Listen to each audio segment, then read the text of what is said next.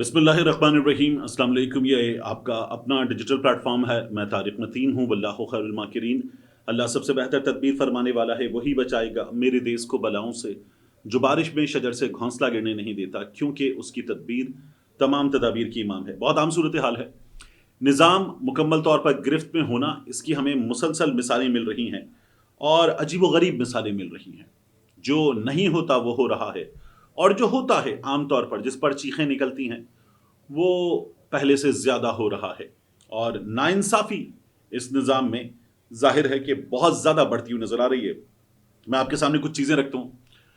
शीरी मज़ारी साहिबा की साहबजादी ईमान मज़ारी इंसानी हकूक़ की वकील, कारकुन, और ये मिसिंग पर्सनस के केसेस जिनके साथ ज़्यादती हो रही हो, ख़ासतौर पर सहाफ़ी वग़ैरह, उनके मामलात में फौरी तौर पर आगे बढ़ती हैं। प्रोएक्टिव लड़की है। ये थानों में जाती हैं और वहाँ पर अगर किसी पर ये देखती हैं कि जुल्म हो रहा है, मारा पीटा जा रहा है, लॉकअप में किसी पर तशद्दुद हो रहा है, तो ये उससे भी भिड़ जाती हैं। हमने ऐसे वाक़यात देखे हैं। बड़ी मजबूत लड़की हैं ये ईमान मज़ारी, और इनके शौहर एडवोकेट हादी, वो भी इनका साथ देते हैं भरपूर। दोनों मिलकर ये जंग लड़ते हैं हुकूक की। अहमद नूरानी के भाई जो उठा लिए गए, और अब एक अरसा हो गया कि कुछ पता ही नहीं चल रहा। हम उनकी वालदा को देखते हैं, आंसुओं से लबरेज उनकी आंखें, और फिर उसके बाद वो दुहाई देती हैं। वो कहती है ये अदालत नहीं है, इंसान के बच्चे हैं, बिल्ली के बच्चे नहीं हैं, क्या कर रहे हैं।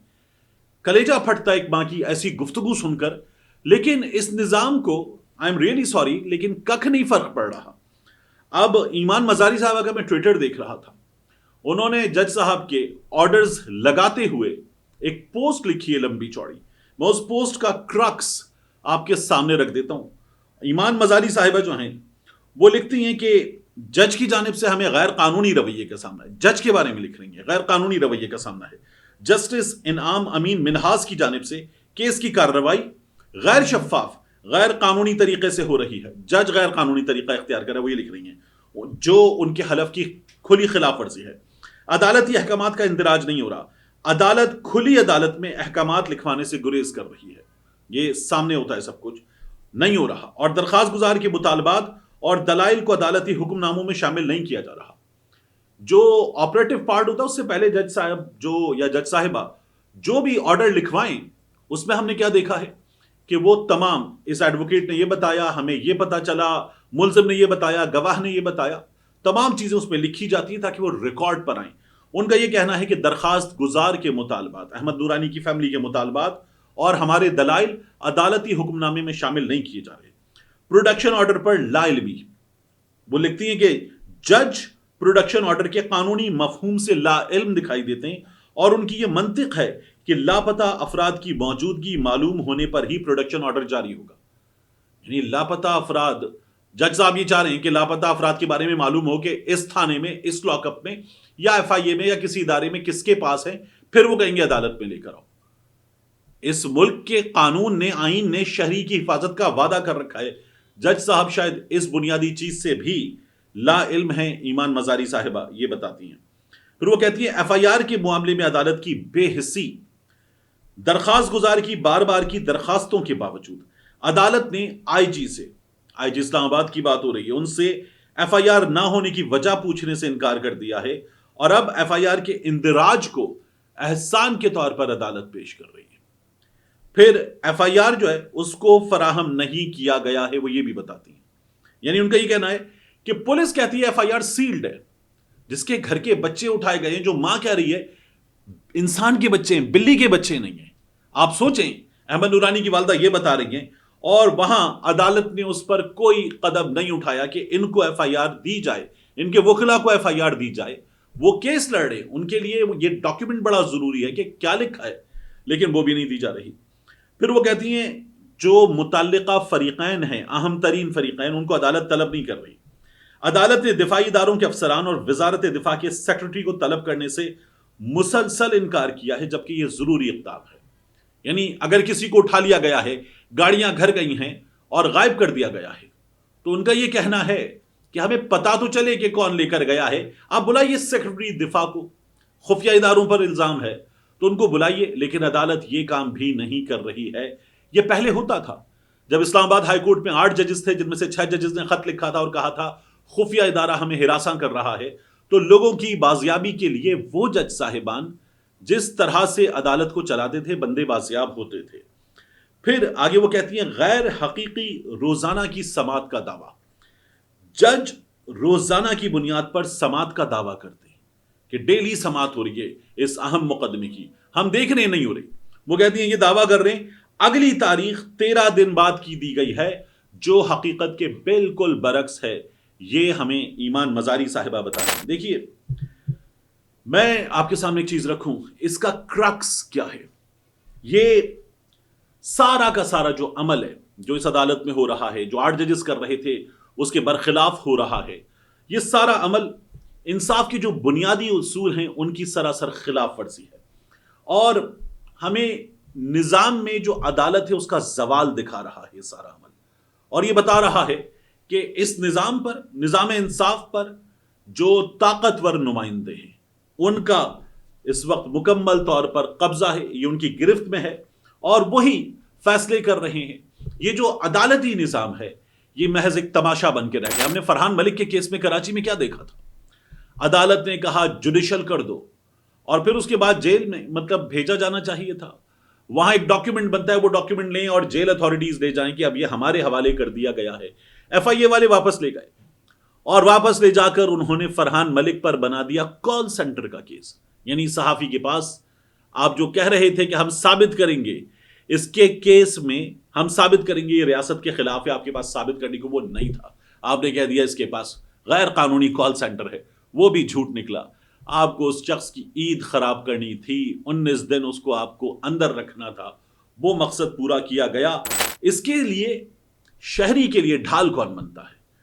ڈھال بنتا ہے نظام انصاف، عدالت ڈھال بنتی ہے کہ ہم ہیں، کوئی تمہیں اٹھائے گا تو ہم ہیں، کوئی تمہیں مارے گا تو ہم ہیں، کوئی تمہارے مال پہ قبضہ کرے گا تو ہم ہیں، کوئی تمہیں ہراساں کرے گا، ڈرائے گا، دھمکائے گا تو ہم ہیں۔ یہ یقین شہری کو دیتی ہے عدالت۔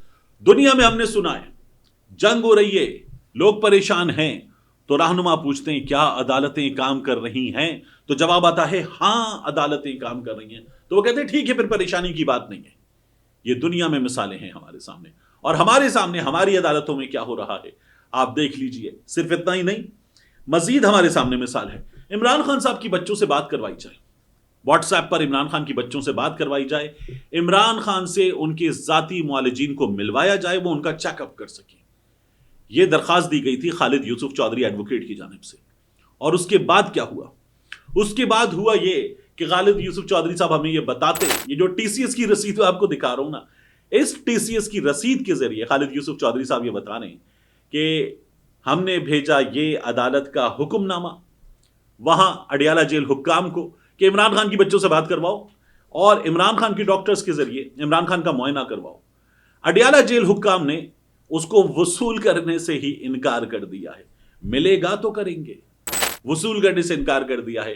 اب خالد یوسف چودھری صاحب ایک بار پھر اس عدالت کے روبرو آئیں گے اور کہیں گے کہ اس پر عمل درآمد کروائیں۔ آپ نے تو کہا تھا کہ جو سماعت ہے وہ جوڈیشل کمپلیکس سماعت جو اڈیالہ جیل میں نہیں ہو رہی، جہاں رپورٹر نہیں جائیں گے، وہ ہوگی 28 اپریل کو، لیکن اس سے پہلے اس درخواست پر ہم یہ حکم دے رہے ہیں اور 28 اپریل کو اس پر عمل درآمد کی رپورٹ دی جائے ہمیں کہ بچوں سے ہفتے میں ایک بار بات کروائی جا رہی ہے، عمران خان کے معالجین کو بلا لیا گیا ہے، عمران خان کا چیک اپ کروا دیا گیا ہے، تو کروا دیا گیا ہے، اس کی رپورٹ ہمیں چاہیے۔ یہ بھی ہماری عدالت میں نہیں ہوا ہے۔ اس نظام انصاف کا رونا میں اور آپ رو رہے ہیں اور کہہ رہے ہیں کہ یہ نظام انصاف کہیں اور سے چل رہا ہے، یہ نظام انصاف کسی اور کی گرفت میں ہے۔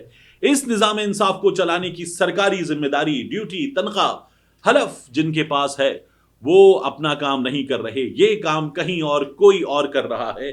یہ ہمیں اس نظام انصاف سے پتہ چل رہا ہے۔ اس نظام انصاف کے سامنے کھڑا کون ہوتا ہے؟ شہری کا تحفظ کرنے کے لیے کھڑے ہوتے ہیں وکلا، جج صاحبان کا تحفظ کرنے کے لیے بھی وکلا کھڑے ہوتے ہیں۔ لیکن آپ دیکھیے اسلام آباد ہائی کورٹ کی جو ججز تھے نا، یہ کہہ رہے تھے کہ ہماری عدالت میں جب ہمیں یہ دیکھا گیا کہ ہم 6 ججز خط لکھ چکے ہیں، مزید ججز لائے گئے ہیں، اور یہ جو ٹرانسفر شدہ ججز ہیں ان کے خلاف ہم آپ کے سامنے درخواست دے کر آئے ہیں اور سپریم کورٹ آف پاکستان میں جا رہے ہیں۔ आजम नजीर तारड़ जाके मिले वजीर कानून इस्लामाबाद हाई कोर्ट बार के लोगों से और उसके बाद उन्होंने अपनी दरखास्त वापस लेने का फैसला कर लिया है। कहा यह जा रहा है कि ये इस्लामाबाद हाई कोर्ट बार के लोग भी ऐसे ठीक है तस्लीम करते हैं, ये भी 26वीं तरमीम के आगे इसी तरह से हथियार डाल चुके हैं। इनका हथियार है दलील, इनका हथियार है कानून, और ये अपने हथियार डालकर बैठ गए हैं। आपको एक और चीज नजर आती है, मुझे हंसी आती है इस पर भी। हमारी पब्लिक अकाउंट्स कमेटी में जो हमारी पार्लिमान है ना, सुप्रीम पार्लिमान, मैंने आपसे कहा था कि दावे में दलील में लफ्जों में है पार्लिमान सुप्रीम, क्योंकि अवाम सुप्रीम, और नाम में है सुप्रीम कोर्ट ऑफ पाकिस्तान। लेकिन मुझे तो चीज एक ही सुप्रीम नजर आती है, वो है ब्रुक बॉन्ड सुप्रीम की चाय या डायमंड सुप्रीम फोम। उसके अलावा मुझे सुप्रीम कुछ भी नजर नहीं आता।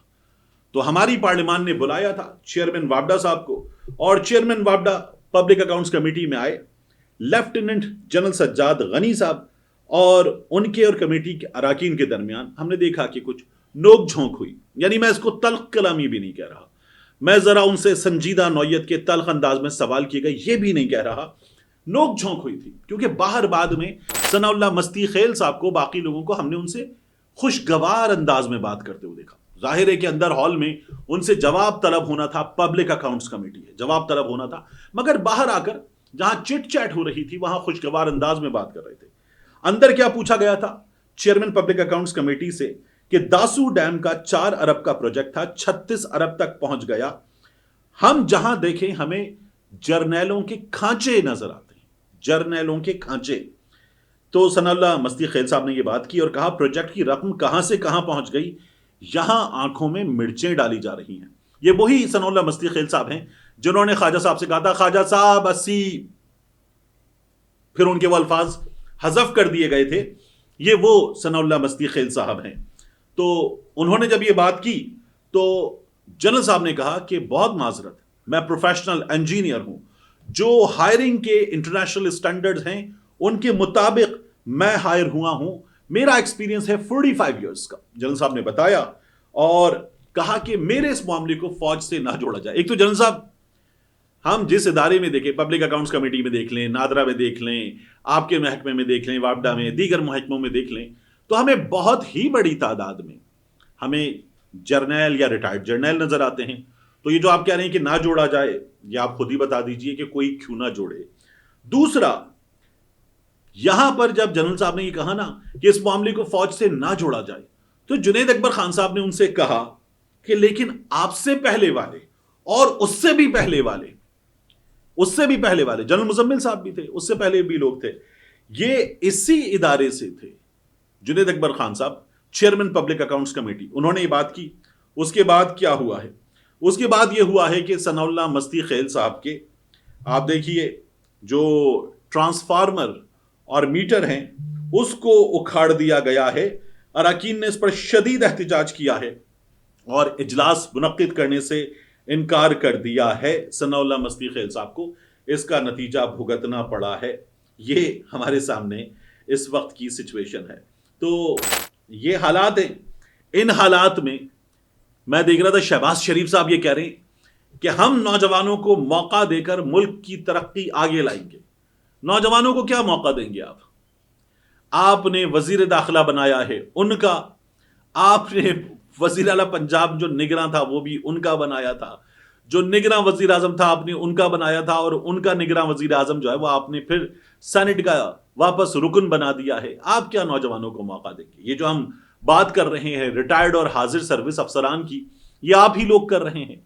आपसे पहले इमरान खान की हुकूमत में भी ये बहुत हुआ था।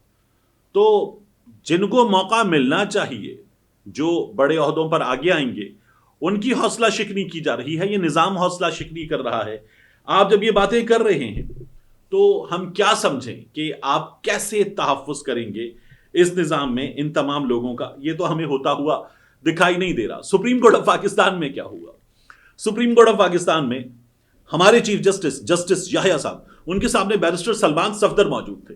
वो कह रहे थे कि इमरान खान साहब पर 300 मुकदमात हैं, 300 मुकदमात। हमें उनसे मिलने के लिए अदालत इजाजत दे ताकि हम ये कर सकें کہ ان سے ہدایات لیں، وہ ہمارے موقع لیں. تو وہاں پر یہ کیا گیا کہ یحییٰ صاحب نے کہا کہ میں کوئی خصوصی ہدایت نامہ جاری نہیں کر رہا، ایسا کوئی حکم نہیں جاری کر رہا کہ عمران خان صاحب سے ملاقات کروائی جائے. آپ جائیں، آپ کی ملاقات ہو جائے گی. یہ جاتے ہیں جج صاحب، یہ جاتے ہیں، عمران خان کی بہنیں جاتی ہیں، ان لوگوں کو وہاں سے 2 کلومیٹر دور روک دیا جاتا ہے. اس کے بعد پولیس وہاں ٹیکنیکل چیزیں کھیلتی ہے، عجیب و غریب کام کرتی ہے، ملاقاتیں نہیں کروائی جاتی ہیں، اور یہ عرصہ ہو گیا کہ نہیں کروائی جا رہی.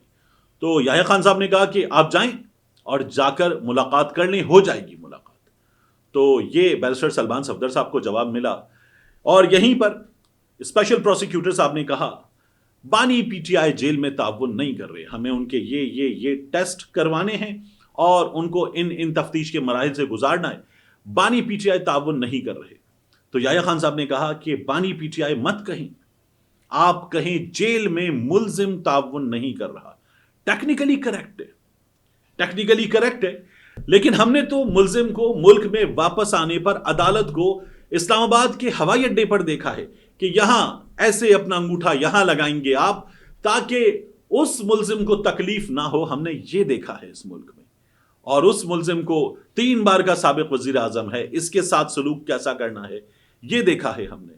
تو اس کا بھی ایک نام کیوں ہو، اس کا بھی ایک ملزم کا لقب تھا اس وقت قانونی طور پر، لیکن ہم نے تو اس کے سامنے نظام انصاف کو ایئرپورٹ پر پہنچتے ہوئے دیکھا ہے. تو جب سائڈز بدلتی ہیں، ٹیبلز ٹرن ہوتی ہیں، چیزیں بدل جاتی ہیں، تو فیصلے بدل جاتے ہیں، حالات بدل جاتے ہیں، وقت بدل جاتا ہے، جذبات بدل جاتے ہیں. جب نہیں بدلتے تو کچھ نہیں بدلتا ہے. ملتے ہیں انشاءاللہ آپ سے اگلی ویڈیو میں.